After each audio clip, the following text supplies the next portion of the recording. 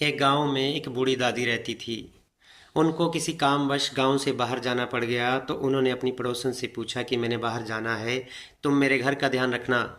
और पड़ोसन मान गई और दादी चली गई। जब पड़ोसन दादी के घर आई तो उसने देखा एक कमरे में अनाज की बोरियां भरी पड़ी हैं।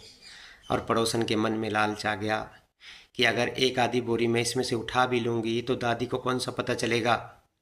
तो उसने एक अनाज की बोरी उठाई और उठा के अपने घर जाने लगी। तभी पीछे से एक बछड़े की हंसने की आवाज़ आने लगी। तो उसने उस बात को अनसुना किया और अनाज की बोरी अपने घर रखी और वापस दादी के घर आ गई।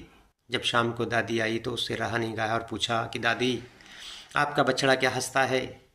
तो दादी कहती है, बेटा कलयुग है, कुछ भी हो सकता है। उससे फिर नहीं रहा गया और वो बछड़े के पास गई कि तुम मुझे देख के क्यों हंस रहे थे।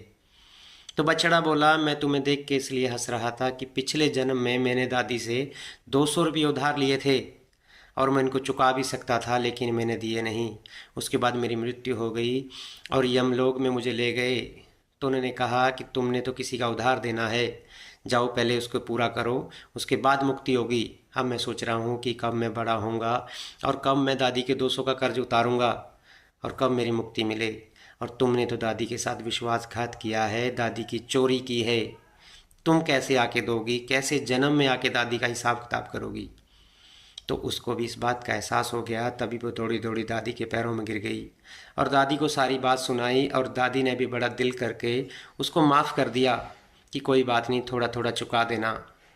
तो दोस्तों, ये स्टोरी हम सब की है, क्योंकि अगर किसी से उधार लिया है या किसी का हक खाया है तो वो देना तो पड़ेगा ही, इस लोक में दो या परलोक में। इसलिए किसी का हक ना खाएं। खुश रहें। जय श्री राधे।